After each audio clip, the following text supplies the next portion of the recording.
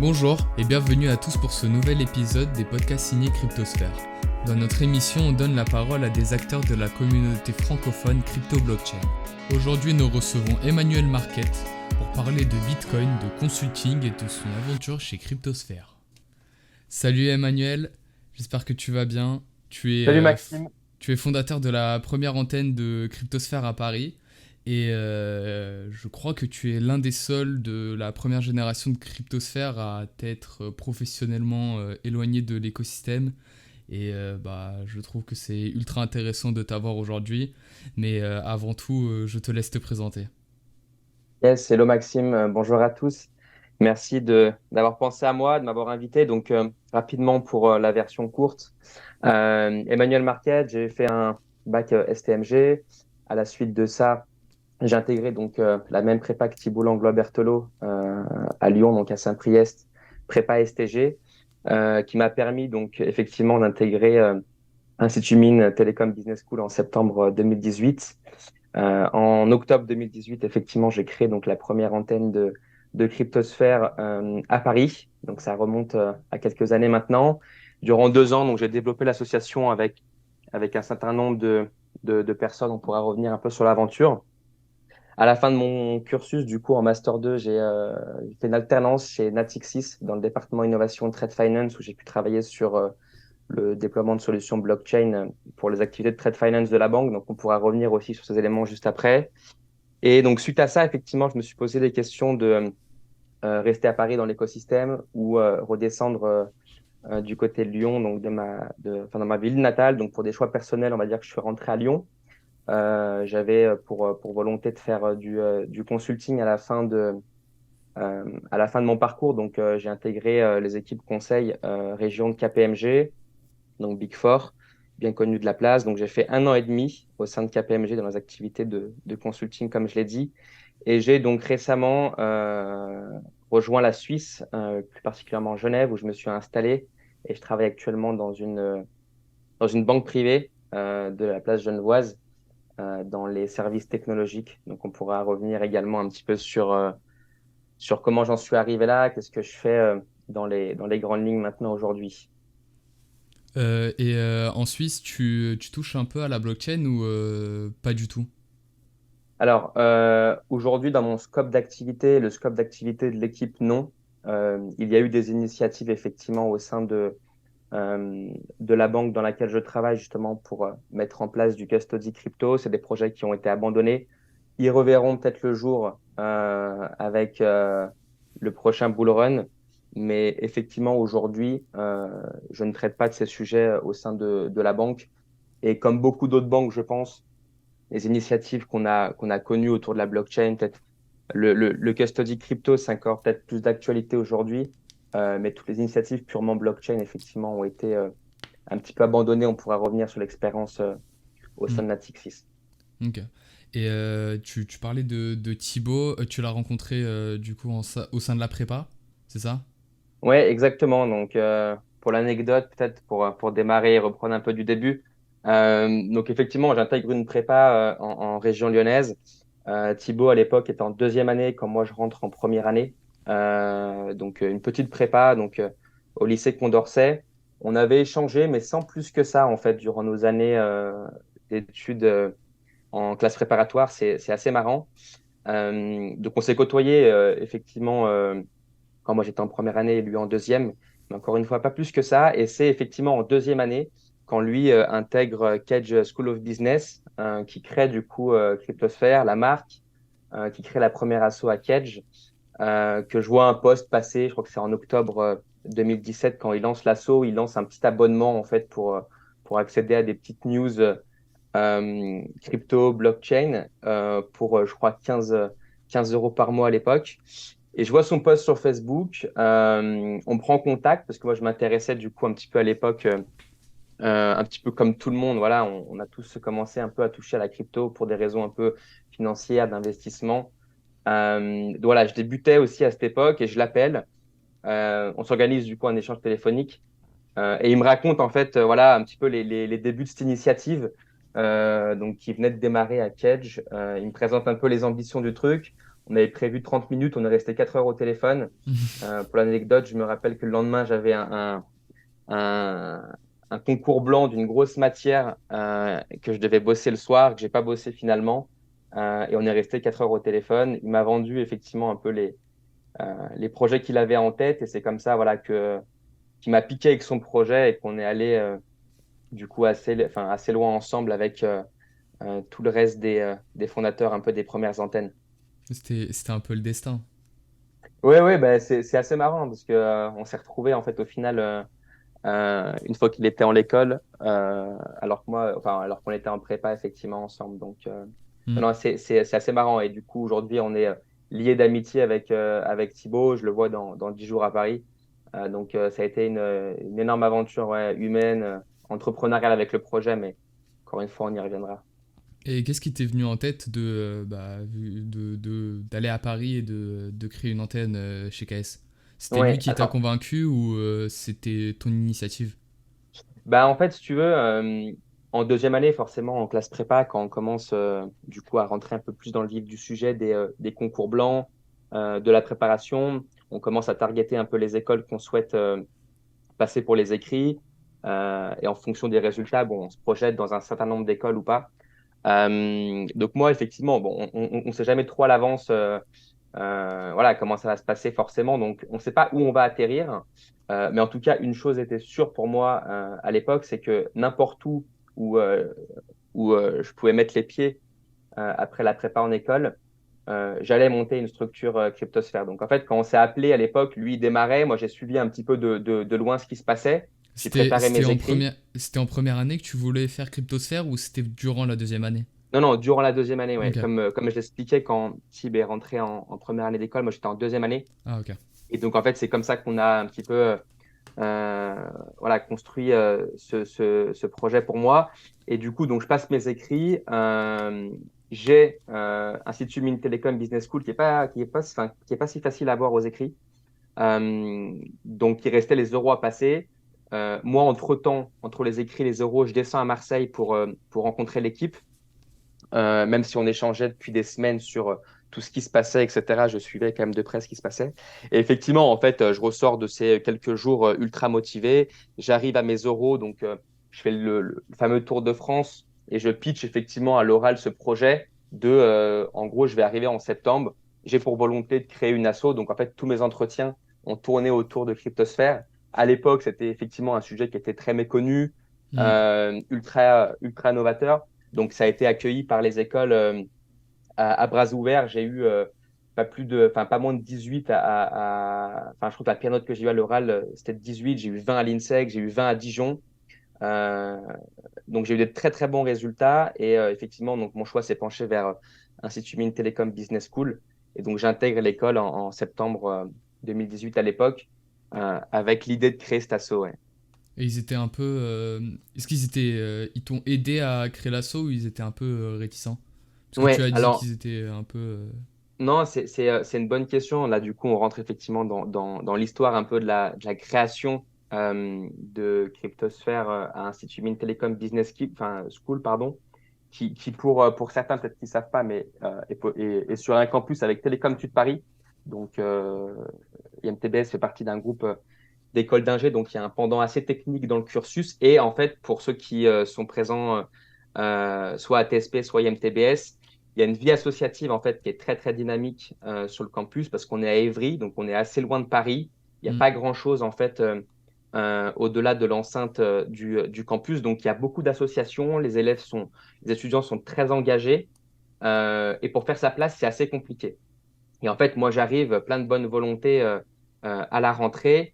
Donc, je commence un petit peu à me renseigner auprès de l'administration ce qui peut être fait. Je commence à rencontrer la personne qui gère les assos à l'administration. Donc, je lui soumets un peu l'idée et elle me dit, bah, on a plusieurs comités une fois par mois, de septembre à décembre, justement, pour accueillir un peu les demandes d'approbation de nouveaux projets.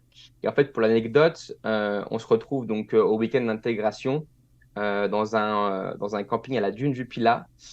Et effectivement, donc on part pour 3 jours et je me rappelle, enfin, je me retrouve en fait sur un bungalow, sur une terrasse. On est une dizaine de gars qui viennent de se rencontrer, voilà, qui rentrent en école tout foufou. prêts à faire la fête, etc. Et moi, je leur parle de ce projet, en fait. Il y avait rien de concret, le truc n'était pas créé. Mais voilà, je leur parle de crypto, de blockchain, de l'assaut, de ce qui est fait à Marseille, de ce qui commençait à être fait, du coup, à Centrale Marseille et à Rennes School of Business, parce que ces deux Oui, antennes c'était les. ont été créées, effectivement, après Kedge et avant IMTBS. Donc voilà, je leur vends un petit peu le truc. On est 12 autour de la table. Et en fait, 2 mois après, on présente le projet à l'administration. Et sur les 12, du coup, il y en avait 6 qui avaient rejoint l'aventure. Donc, on était effectivement 7 au démarrage de ce projet-là. Et effectivement, on nous a donné un créneau. On est tous venus en costume, tout fiers de préparer de présenter notre assaut. Et du coup, ça a été ultra bien accueilli. On avait fait un truc super pro. Et c'est comme ça qu'en octobre, effectivement, 2018, le club Cryptosphère se crée à IMTBS. Ouais. Ok. Et il y avait votre école et celle, l'école d'ingé aussi, hein. Ouais, exactement. C'est comme à De Donc, Vinci. ouais, Ok. exactement. Et effectivement, moi, étant IMTBS, j'ai plus facilement, durant ce week-end d'intégration, discuté avec des élèves d'IMTBS. Donc, on était que des étudiants de la business school à monter l'assaut. Il n'y avait pas d'ingénieur. Et je le souligne parce que du coup, c'est un point quand même marquant dans l'histoire un peu de ce projet. Et en fait, c'est ce qu'il y a aussi un petit peu au démarrage, en tout cas, de l'initiative sur le campus.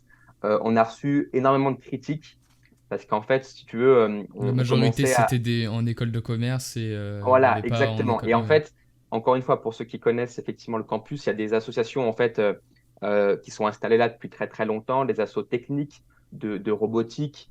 Il y a une asso d'hackathon, Mm. il y a un club finance, il y a effectivement une junior entreprise. Et en fait, les ingénieurs ont une place assez importante. Et en fait, ils ont vu arriver un petit jeune qui voulait promouvoir la blockchain, les cryptos à l'ensemble du campus. Donc, ça a été assez mal vu. Donc, on a été vraiment challengé en fait au lancement de l'initiative. Toutes les assos avaient fait leur recrutement durant le mois de septembre-octobre. Donc, nous, on est un petit peu arrivé la première année, forcément, avec la création fin octobre. On est arrivé un peu après, si tu veux, la vague de Mm. recrutement. Donc, on a un petit peu peiné à lancer l'initiative et à se faire voir. Je me rappelle qu'on avait fait un amphi pour présenter l'assaut. Il devait y avoir 20 personnes et il y avait les 7 membres de l'assaut qui étaient là, dans l'amphi étoile, pour ceux qui connaissent. Donc, en fait, on démarre, voilà, c'est un peu compliqué. Sur nos posts Facebook, on se prend plein de on se prend plein de commentaires un peu négatifs. Et voilà, et on démarre comme ça, donc avec quelques partenaires, effectivement, qu'on commence à avoir des activités ouais, sur Paris. Ok. Et en fait, j'ai l'impression, tout ce que tu dis, ça ressemble fortement à De Vinci chez nous. OK. C'est ultra intéressant parce que nous c'est trois écoles, une école d'ingé, une école de commerce et une école de multimédia. Et Ouais, nous, c'est plutôt, je crois, au tout début, c'était plutôt l'inverse. Il y avait il y a encore la majorité en école d'ingé et en école de commerce, on est beaucoup moins nombreux. Et je pense que ces écoles-là c'est ultra intéressant de réunir ces deux types de personnes. ouais, Euh, je- complètement. je et, Effectivement, ouais, et ce manque. durant ta première, excuse-moi, durant ta première année, vous avez recruté du coup des personnes en école d'ingé? Ouais. Alors effectivement, ouais, je vais y venir parce que c'est tout le succès un peu de ce projet-là. Mais peut-être effectivement, ouais, sur ce sujet, un G manager, Thibaut avait effectivement tout de suite décelé justement, enfin, cette opportunité qu'on devait aller chercher de développer l'assaut dans des écoles d'ingé. C'est-à-dire que, enfin, il avait lancé Kedge, on avait lancé Rennes School of Business, Hmm. et en fait, il y a eu Centrale Marseille.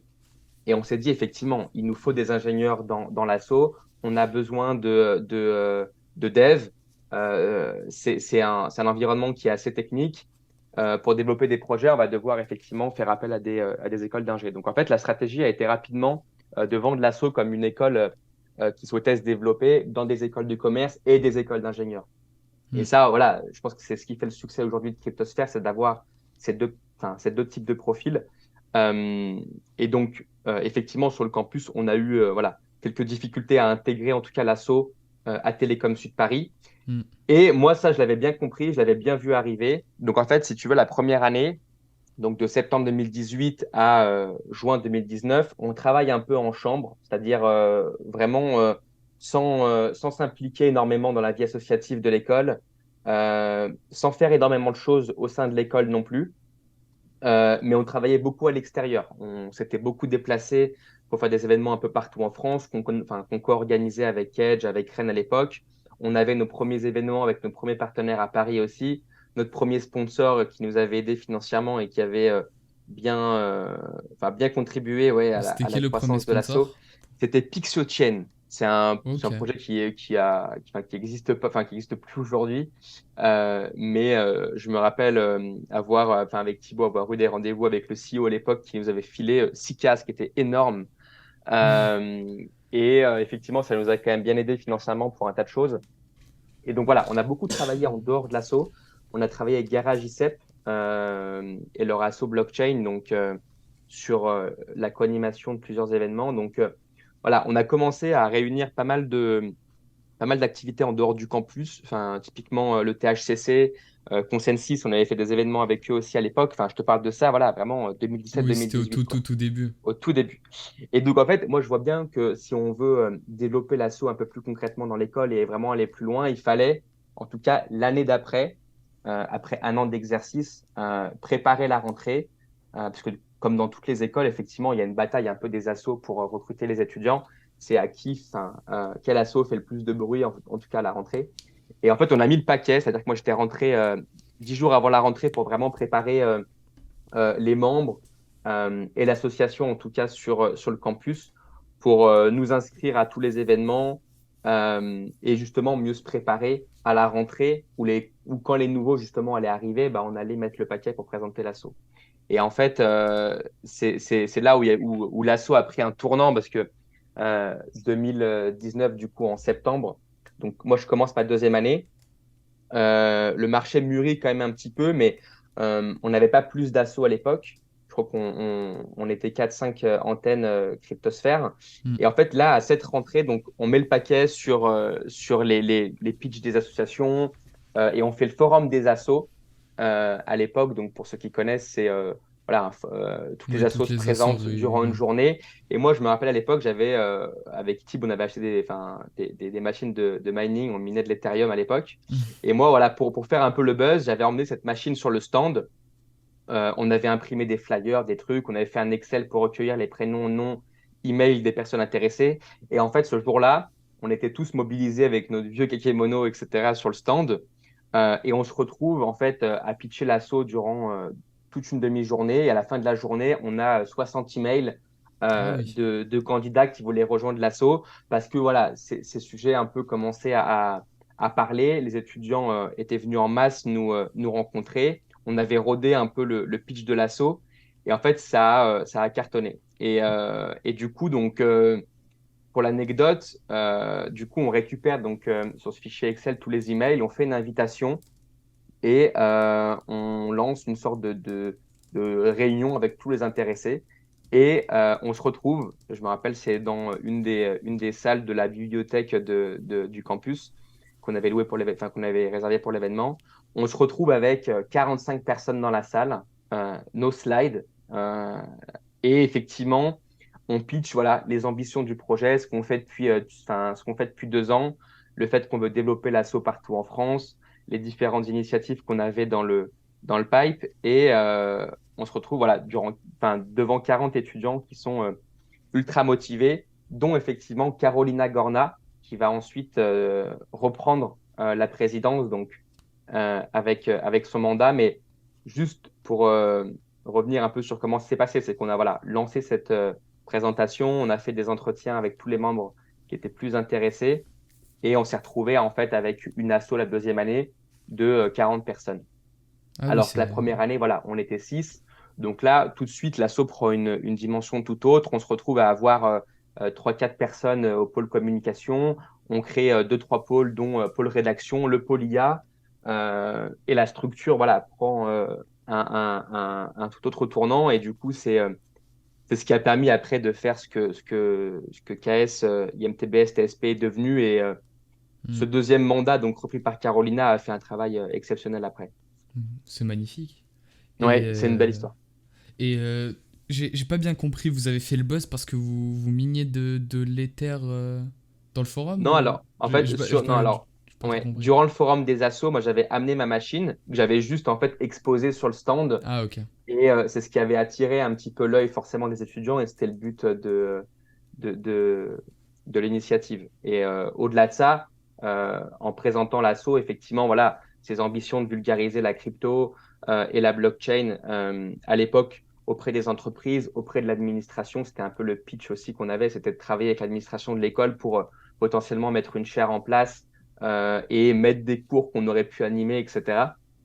Et on mettait l'accent énormément sur le côté voilà, enfin, professionnalisant de l'asso, mais on vendait un petit peu des choses qui, à l'époque, enfin, voilà, il y avait un petit peu tout à faire, quoi. On avait fait des choses très, très sympas à l'époque, premier meet-up de Binance, machin, donc Hmm. c'était quand même génial, mais il y avait quand même beaucoup à construire, quoi. Donc, c'est ma casquette un peu, voilà, plus business que tech qui a fait que j'ai pu, on va dire, fédérer du monde autour de ce projet qui, à l'époque, voilà, euh, avait encore beaucoup à prouver.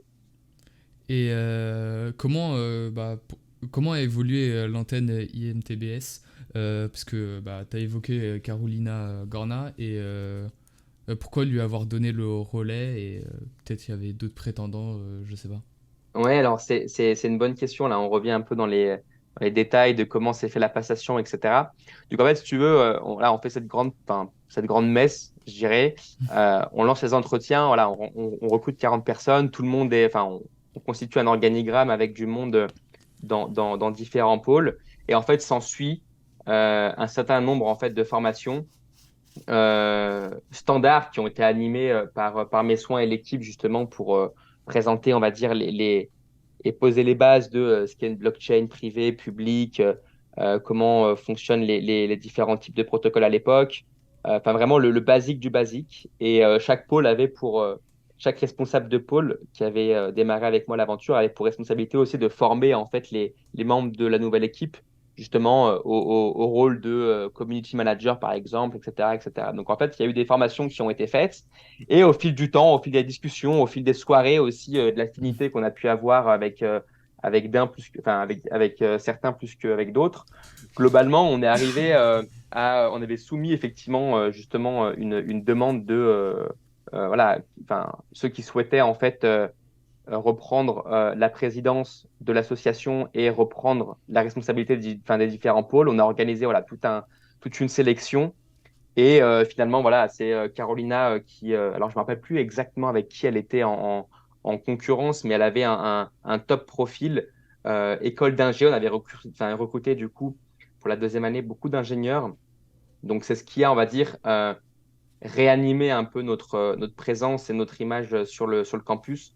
Et du coup, enfin, Carolina a fait un travail voilà, vraiment de fond avec du coup ce nouveau mandat au niveau de l'école, vraiment pour relancer un peu notre visibilité en participant à des événements, en se rapprochant un peu plus des autres assos de l'école, en collaborant un peu plus avec elle et à amener un petit peu plus ce côté technique.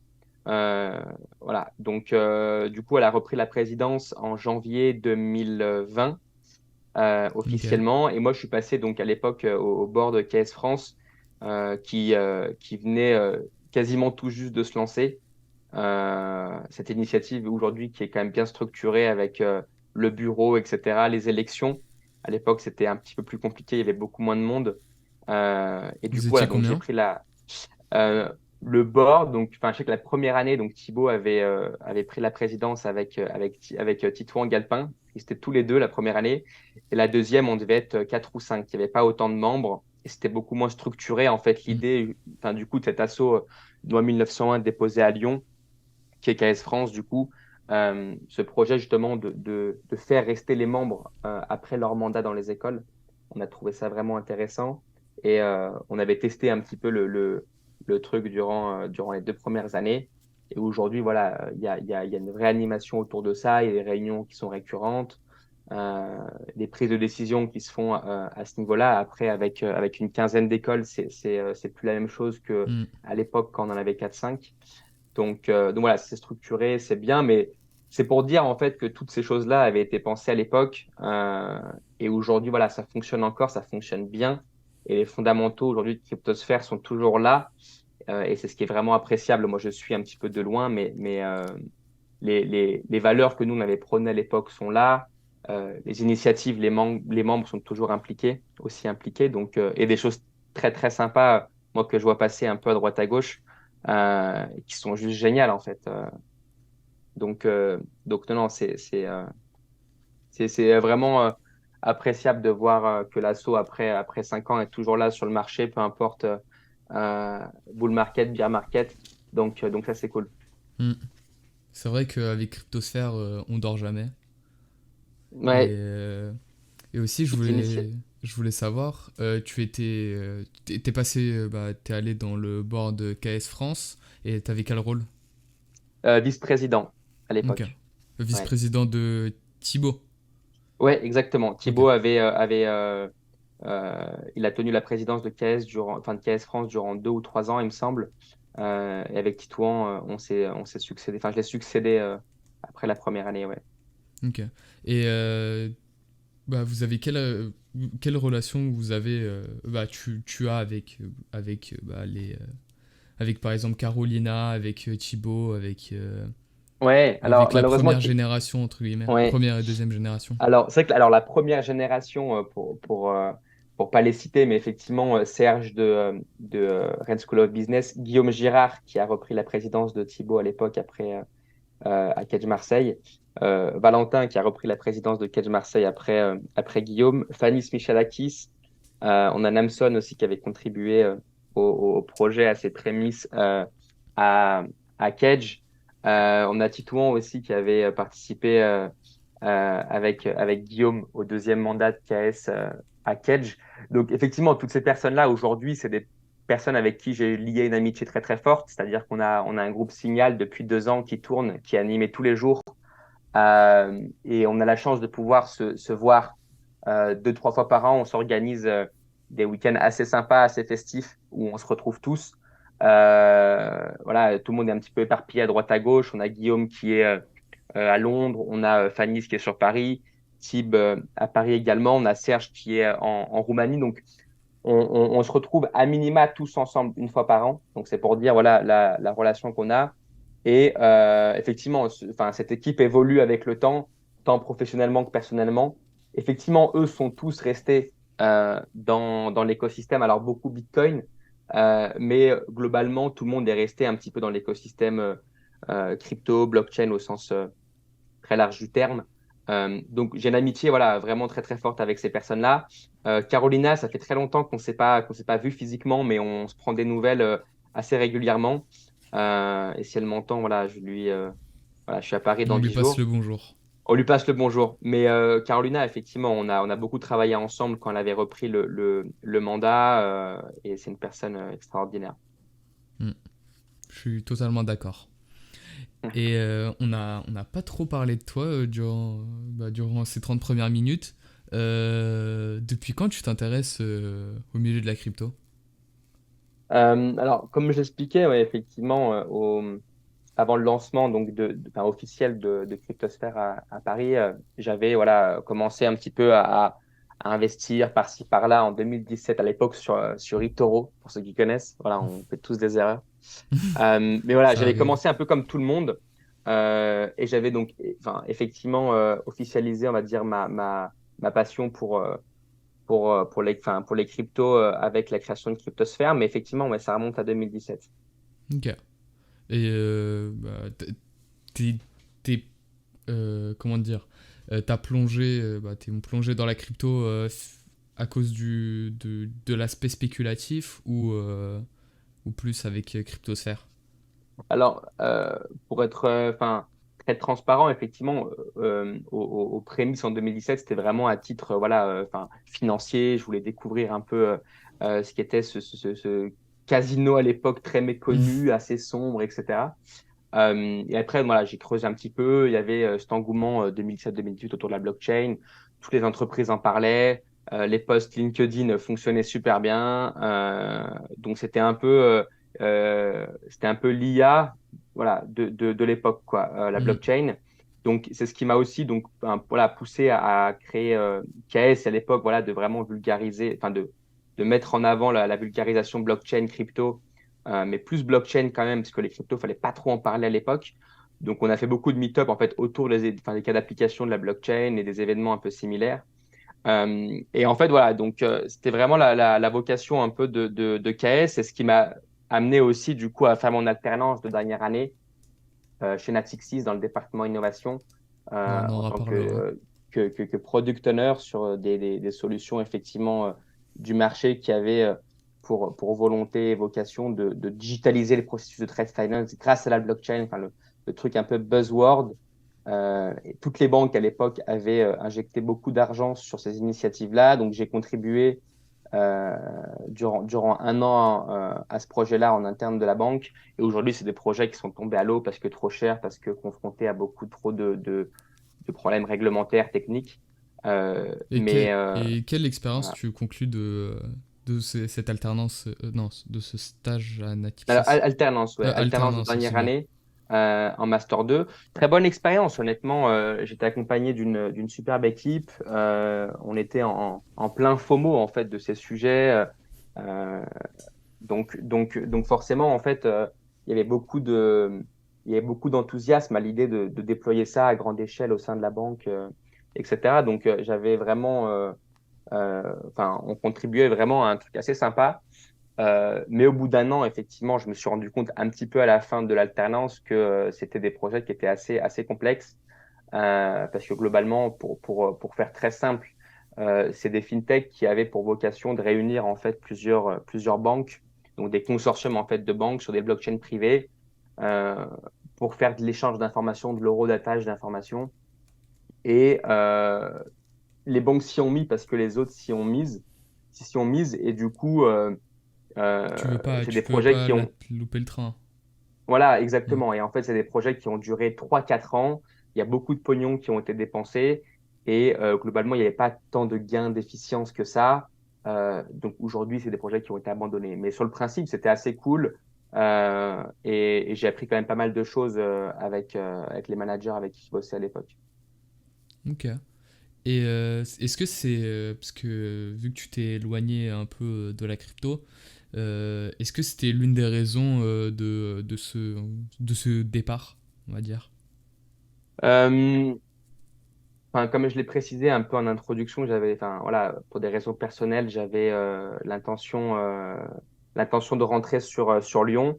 Maintenant, je m'étais posé effectivement en fait ces questions, comme beaucoup, je pense, dans l'assaut. Bon, aujourd'hui, enfin, même si on est en bear market, le marché est quand même un peu plus mature, donc on se pose peut-être moins la question. Mais c'est vrai qu'à l'époque, en fait, je m'étais dit effectivement, Paris reste une place assez sympa pour l'innovation.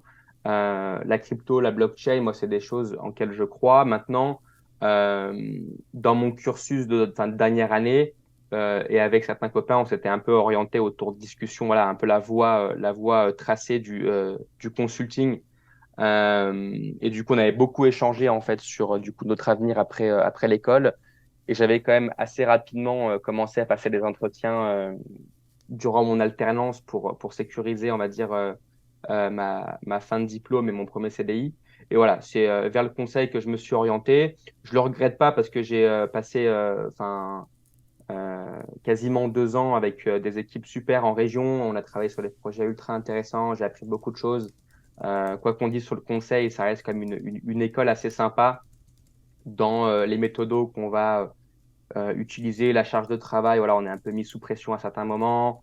Donc c'est cool. Effectivement, c'est un bon bagage. Après, il y a plein de questions qui peuvent être discutées sur les pratiques du conseil, etc., etc. Je rentre pas dans les détails, mais voilà, j'ai une belle expérience en région. À l'époque, je m'étais rapproché un petit peu de Blockchain Partner by KPMG, à l'époque où Alexandre Stachenko et Claire Balva Les rangs de avaient KPMG. rejoint KPMG. Donc, on était en période de bull market, donc il y avait plein d'initiatives. Ils faisaient plein de trucs assez chouettes en interne. Euh, Nous, en région, c'était pas assez mature pour déployer quelconque initiative chez des clients de plus petite, enfin, de plus petite taille.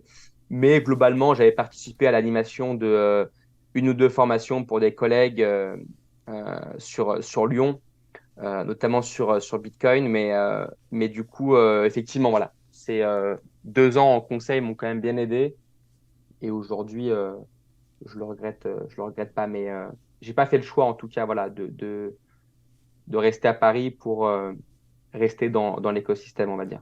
Et si tu avais si t'avais eu une opportunité à cette époque à Lyon de devenir par exemple consultant blockchain, tu serais allé?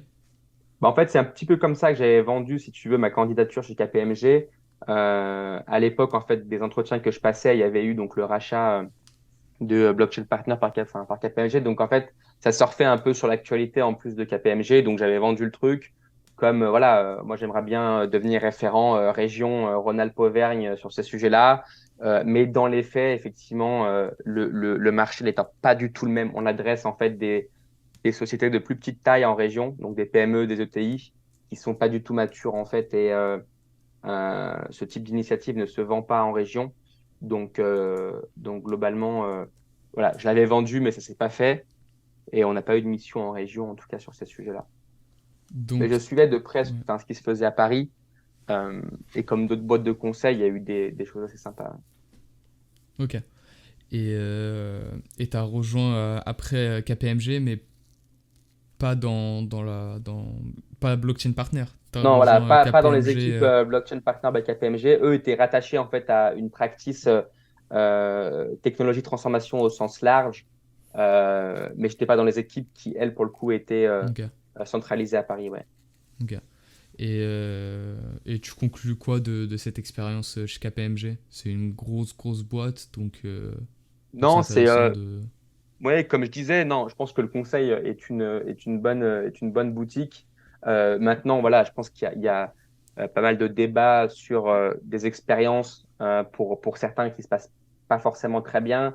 Le monde du conseil a quand même été pas mal chamboulé, à mon sens, avec le Covid.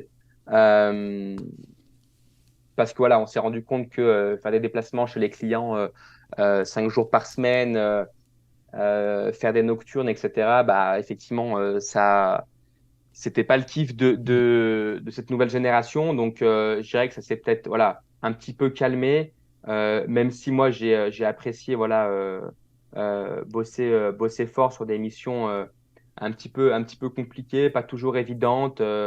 Cette position un peu d'externe chez les clients, elle n'est pas toujours bienvenue, bien appréciée. Donc, enfin, ça te permet, on va dire, de te forger, on va dire, des skills assez intéressants et c'est un peu en te jetant un peu dans le vide que tu apprends à voler, tu vois. Donc, voilà, moi, je regarde une très bonne expérience. Maintenant, est-ce que je le conseille? Je pense qu'il n'y a pas tout le monde non plus qui est prêt à encaisser ou même, voilà. Surtout ça évolue. Ouais, ouais, exactement. Je pense que, mais après, enfin, ça évolue, mais à la fois, les méthodos, les projets, globalement, sont euh, parfois similaires, hein. Il y a des approches dans les propositions commerciales, dans la manière de répondre qui sont assez standards. Euh, donc, mais je pense que c'est bien, enfin, c'est bien de le voir. Et moi, en tout cas, voilà, je crache pas sur ces 2 ans. Mais effectivement, en fait, moi, j'étais très bien chez KPMG, peut-être pour la transition avec aujourd'hui mon rôle en Suisse. Mais moi, j'étais appelé, en fait, j'ai été débauché par la banque dans laquelle je travaille aujourd'hui, après seulement ouais, 10 mois chez KPMG, en fait. Donc, j'avais pas du tout la vocation de bouger. J'étais très bien installé à Lyon avec ma compagne, etc. On avait, voilà, tout se passait très bien. Et effectivement, voilà, j'ai été chamboulé par cette opportunité que j'ai eue. Mais j'aurais aimé, en fait, voilà, rester un peu plus longtemps en conseil. 2 ans, c'est pas assez pour faire. Enfin, on fait jamais vraiment le tour, en fait, Mm. en consulting. Mais j'aurais aimé, voilà, faire encore peut-être 2, 3 ans en plus, me mettre dans le dur, continuer d'apprendre beaucoup. Alors, j'apprends beaucoup aujourd'hui, mais du coup, voilà, je serais resté volontiers chez KPMG, ouais. Tu rebondis bien sur ce que tu fais aujourd'hui, parce que je voulais te demander pourquoi t'es allé en Suisse dans une banque privée. Alors, enfin, moi, j'avais pas la volonté, en fait, ni de retourner dans le monde bancaire, parce que le monde bancaire, en France, en tout cas, c'est Paris, alors peut-être un peu Monaco, mais j'avais pas l'intention de retourner dans le monde bancaire, et j'avais encore moins l'intention d'aller travailler en Suisse, même si effectivement la frontière n'est pas très loin, hein. De Lyon, Mm. on est à moins de 2 heures, donc je l'avais pas envisagé, en fait. Et voilà, j'ai été contacté sur LinkedIn par une personne qui avait été mandatée par la banque. pour justement dégoter un profil très spécifique, voilà, consulting, pour intégrer une équipe au sein de la banque qui fait voilà, enfin, on mène des projets de transformation un peu cross-département dans l'unité technologique de la banque.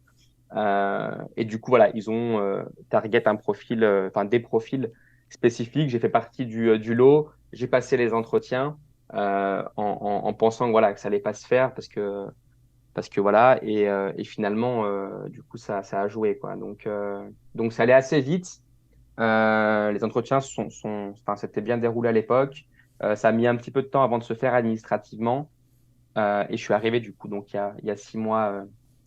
Il y a 6 mois et je suis installé effectivement à Genève. Ouais. Ok.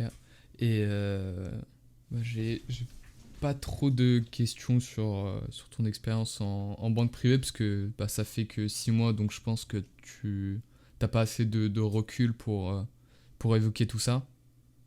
Si je me trompe, Euh, peut-être Bah, que... après, enfin, c'est vrai que non, c'est un secteur particulier, moi, que je ne connaissais pas. Enfin, la banque privée, c'est un milieu que je connaissais pas, en tout cas, avant d'arriver ici en Suisse. C'est pour le coup un petit peu le milieu tradi euh, auquel s'oppose effectivement l'écosystème crypto et les bitcoiners en général. Voilà, encore une fois, je vais pas faire d'amalgame non plus, mais globalement, voilà, on est un peu dans le marché tradi versus crypto. Et moi, j'ai effectivement rejoint une banque privée, donc plutôt tradi. Mais il n'empêche quand même que voilà, c'est des boîtes qui sont quand même très intéressantes dans les projets qui sont menés. Il y a des expériences enfin, techniques, technologiques qui sont fortes. Et j'ai la chance de travailler ouais, sur des projets ultra intéressants pour une belle structure. Donc non, non, je suis très satisfait en tout cas des 6 mois ici. Et en parlant de projet, bah, on a évoqué bah, avant de commencer le podcast que tu avais... bah, je suis tombé sur une de tes interviews avec ton école, et tu avais fait une start-up avec Thibaut et Fanis. Est-ce que tu peux en dire un peu plus l'histoire de tout ça, pourquoi l'avoir créé, etc. Et si ça existe Ouais, encore? c'est vrai que alors, je suis pas rentré un peu voilà, dans les détails de ce qui a été fait peut-être durant le mandat Cryptosphère à l'époque ou à titre perso, mais effectivement, cette anecdote, elle est assez chouette. On participe du coup à un hackathon qui était organisé par la société Margot, qui est une boîte de conseil, il me semble, et UNICEF, dont un hackathon en fait qui avait comme thématique comment en fait offrir une identité aux enfants dans le monde qui en ont pas. Ça, c'est un vrai problème aujourd'hui, l'identité. On a plus de D'ailleurs, c'est le sujet 1,5 million.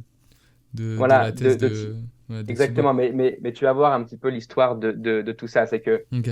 donc ça, c'est voilà, l'identité, comme je disais, c'est un vrai sujet. Il y a plus de 1,5 milliard de personnes dans le monde qui n'ont pas d'identité. Et l'UNICEF, effectivement, avait lancé cette initiative de hackathon pour voilà, mobiliser des, euh, des têtes pensantes qui allaient développer des petits produits durant le week-end, qui allaient les pitcher et voilà, ils allaient bien voir s'il y avait un truc intéressant à en sortir, quoi. En gros, l'idée d'un hackathon. Et en fait, donc, on s'inscrit avec effectivement alors, si je dis pas de bêtises, donc il y avait Thibaut, il y avait Fanis, il y avait, il y avait trois autres personnes. J'ai plus leur nom, ils m'excuseront. Mais effectivement, donc on constitue une équipe de 5 6 personnes et on se retrouve durant un week-end dans les locaux pardon, de Margot, proche des Champs-Élysées, euh, à voilà, à développer et à réfléchir à une solution autour de cette problématique-là. Et en fait, enfin, il s'avère que on pitch le dimanche et on remporte le hackathon. Donc là, j'ai fait un raccourci, voilà, sans rentrer dans le détail un peu de la solution, etc. Mais on avait pensé à un truc assez chouette avec enfin, enrôlement de voix, etc., horodaté sur IPFS, Ethereum à l'époque. Donc voilà, un truc plutôt stylé. Et donc on pitch. Et en fait, ce qui se passe, à l'époque, en plus, il y avait enfin, Asher, il y avait Grégory de The Big Well maintenant dans le jury. Mais je te parle de ça, c'était ça, c'est 2019 ou 2020? 2019. Et en fait, si tu veux, il y a une équipe qui arrive juste derrière nous. Et c'était en fait des consultants de chez Yen Group, donc la boîte qui a rejoint Thibaut. Ah oui. euh, qui eux aussi, en fait, du coup, venaient. Mais eux, il y avait une vraie volonté, en fait, de remporter le hackathon, l'appel d'offres, de rentrer effectivement en contact avec l'UNICEF par le biais de leurs solutions, parce qu'effectivement, leur cœur de métier, c'est l'identité. Et c'était un vrai, vrai sujet de développement, en fait, pour eux. C'était, à l'époque, il y avait donc dans cette équipe le directeur innovation IN Group, qui avait, en fait, globalement constitué un petit peu cette équipe. Euh, et en fait, donc voilà, on a été approché, voilà, enfin, pour la faire simple, à la fin du hackathon, pour justement voir comment on pouvait enfin, collaborer ensemble, etc., etc. Donc, nous, on s'était posé des questions de est-ce que on va plus loin, on industrialise, on part à deux trois à l'époque. Enfin, sur les six, il y en a deux trois qui s'étaient chauffés pour pourquoi pas monter une boîte et se mettre full time, etc. Et on a pesé les pour et les contre. Et globalement, voilà, ça s'est pas fait, dans le sens où on n'a pas créé de structure à proprement dite, même si on était allé assez loin dans la réflexion. On avait créé une marque, on avait réfléchi à pas mal Qui de s'est choses. rattaché à IN Group. Et voilà. Et en fait, Ok. effectivement, Thibaut, qui à l'époque avait son projet, donc Master 2, thèse, il recherchait effectivement une entreprise pour financer sa thèse.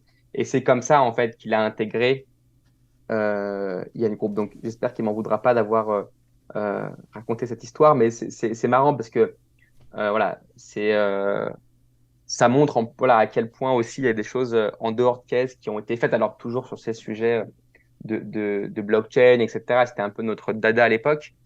Et du coup, donc l'histoire est plutôt belle parce qu'il a fait après, du coup, 3 ans en thèse chez Yann, ouais. Et Et donc, c'était. l'école effectivement m'avait sollicité pour pitcher un peu cette histoire parce qu'ils avaient trouvé ça vraiment cool. Et on avait à l'époque pas mal communiqué sur ça, ouais. Bah, tant mieux. Et c'était quoi le nom du projet? C'était Overtech Technology.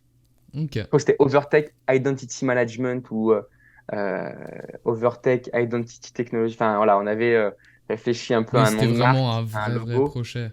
Un vrai Mais projet. ouais, effectivement, en fait, on avait enfin, développé, bah, comme beaucoup, un POC qu'on avait pitché à l'oral. On avait fait notre test. Bon, il valait ce qu'il valait, mais ça avait fonctionné, etc. Et c'est pour ça aussi qu'on avait été choisi. On avait fait un truc plutôt simple dans un contexte et dans une thématique assez complexe de comment tu vas donner la possibilité à des gens au fin fond de l'Afrique d'enregistrer leur enfant qui vient de naître.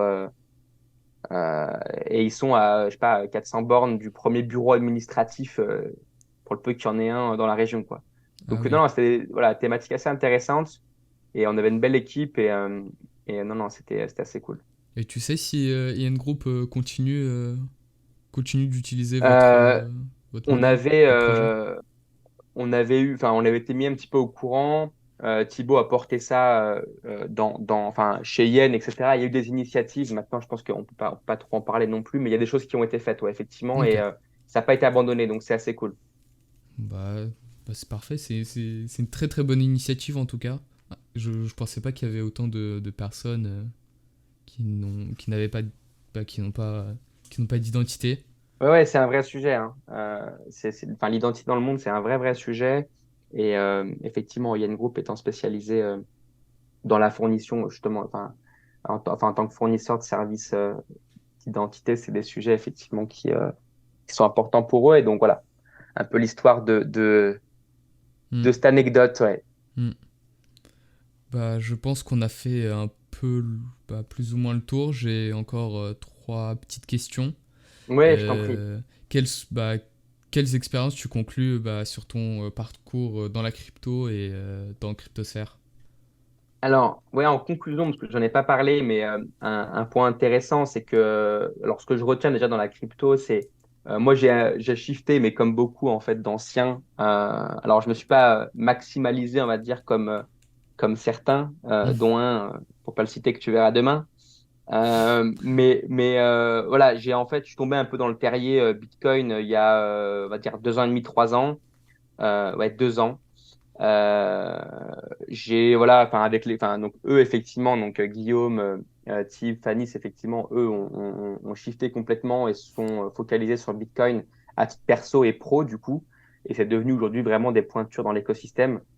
Fanny tant pour Ellen Market et Guillaume tant pour le mining. Aujourd'hui, c'est peut-être l'expert français le plus à la pointe sur ces sujets-là.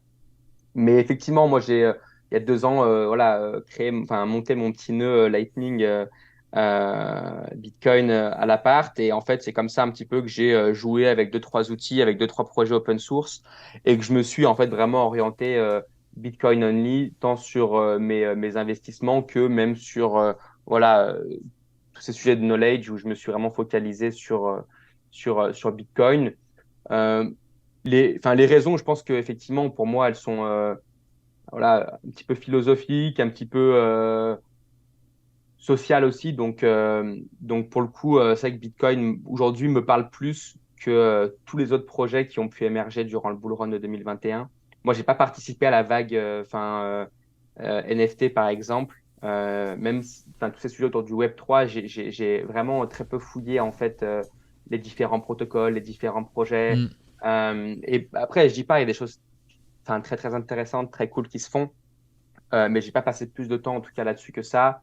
Et aujourd'hui, même après 2 ans de bear market, je vis très bien voilà, ma passion pour Bitcoin. Rien n'est resté, rien n'a changé. Donc c'est vraiment cool d'avoir des convictions, je pense, dans un écosystème comme la crypto qui est vaste, Surtout qui évolue qui évolue extrêmement rapidement, énormément. donc Et effectivement, je pense que c'est voilà, peut-être le conseil voilà, d'avoir des convictions et de les garder, tout comme avoir une stratégie d'investissement, garder voilà, et ne pas être soumis voilà, à tous ces sujets un peu émotionnels, etc. Moi, j'ai jamais trop, on va dire, je me suis jamais trop immiscé dans ces jeux-là. Ouais.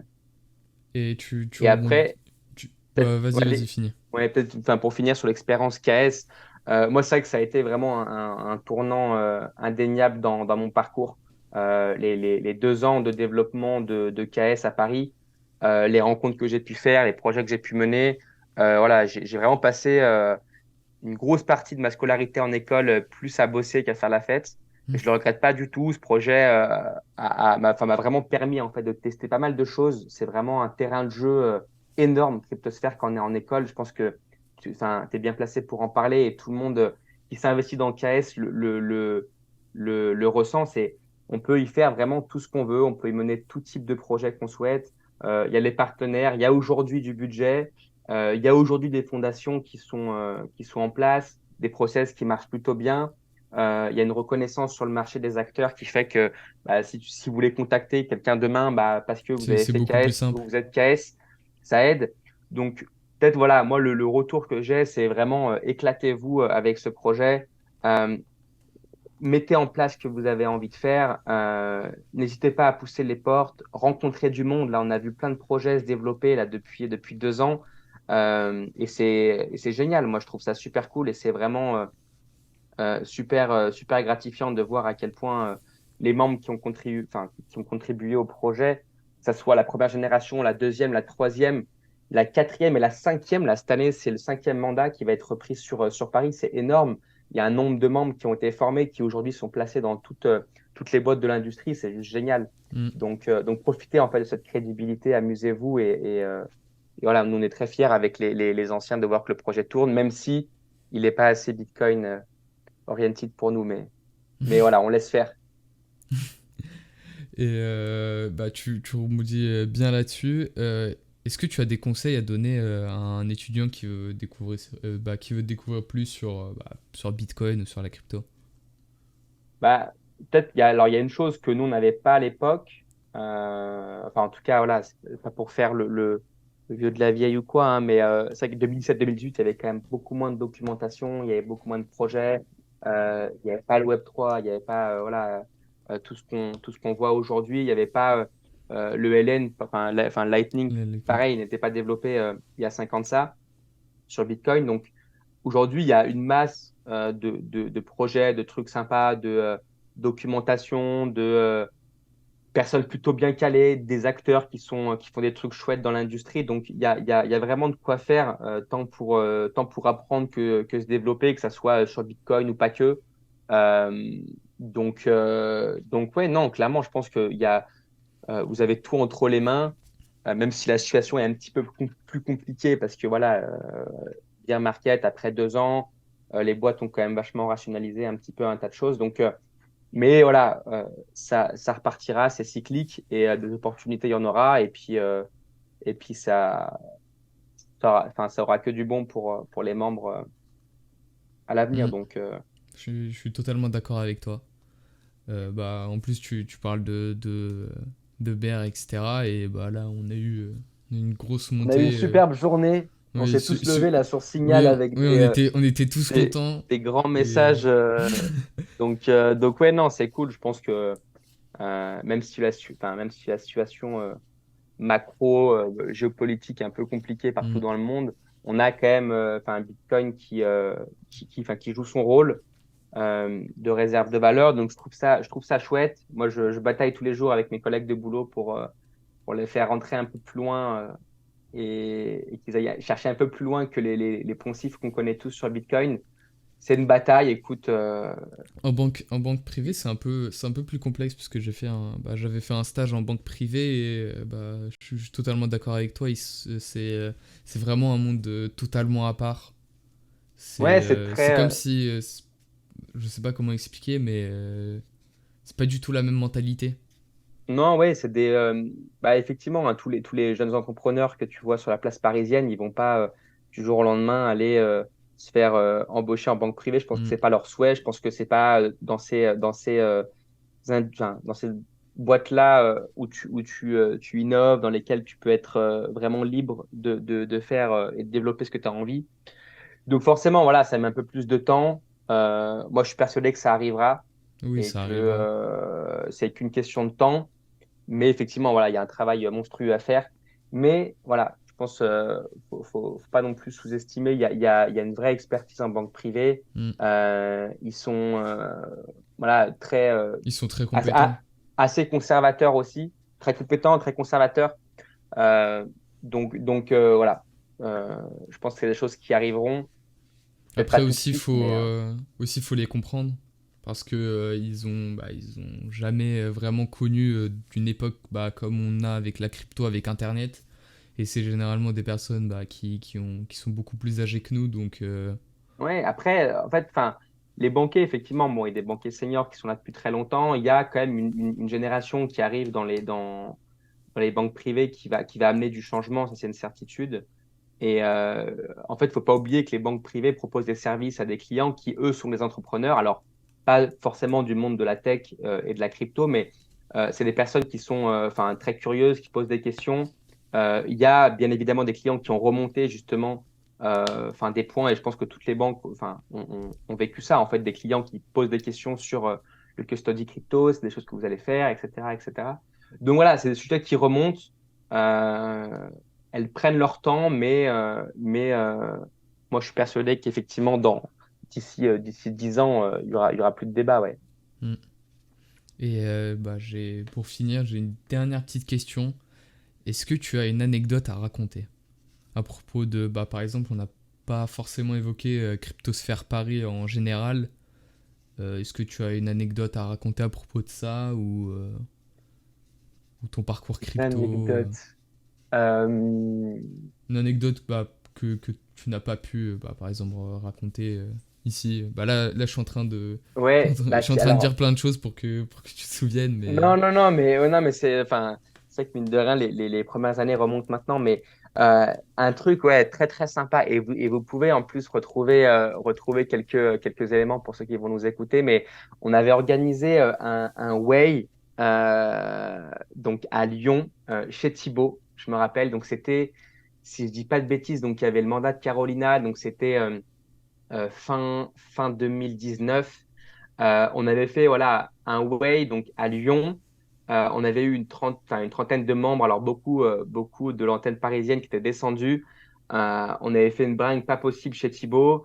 Nous, on s'était déguisé en bonne mère et on avait arrosé de digestifs là, les Thibaut, nouveaux il arrivants va pour les pas être baptiser un content. petit peu.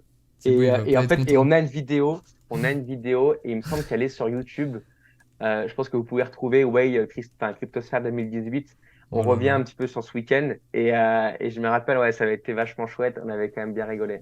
Bon, après, j'en ai des anecdotes avec la bande. Là, depuis 2 ans, des week-ends assez sympas, assez festifs. Mais bon, ça restera Mm. Oui, ça restera entre vous. dans les petits. Parce qu'après, Thibaut, il va pas Ça être restera content. sur Signal. Ouais. Il va m'attaquer après. Non, je plaisante. Mais en tout cas, merci beaucoup. Merci à toi, C'était, Maxime. c'était agréable J'espère qu'on a de. fait un tour d'horizon assez large et que les personnes qui nous écouteront, que ce soit les nouveaux, les plus anciens, bah, du coup, on seront réjouis de tout ce qui a de été connaître un dit. peu l'histoire de Cryptosphère. Aussi, exactement, à Paris en tout cas, ouais, yes. Parce qu'il y a. Moi, j'ai pas trop vu de contenu évoquant l'histoire et c'est ultra intéressant de De voir, revenir sur tout ça, de ouais. voir comment tout ça a évolué. Yes. Très bien. Merci beaucoup. Merci Et beaucoup, Maxime. est-ce que tu as par exemple un réseau social ou quelque chose comme ça ou Ouais, LinkedIn, alors je suis beaucoup moins actif maintenant, mais ouais, sur LinkedIn, Emmanuel Marquette, si vous avez des questions sur le parcours, sur les différentes expériences, n'hésitez pas. C'est avec plaisir que je vous répondrai et on peut s'organiser un call si besoin, ouais. Très bien. Merci beaucoup Emmanuel et Merci n'hésitez à pas à tous. le contacter si vous le souhaitez. Ouais, au Et plaisir. c'était Emmanuel Marquette et Maxime Androuchkiv. À bientôt.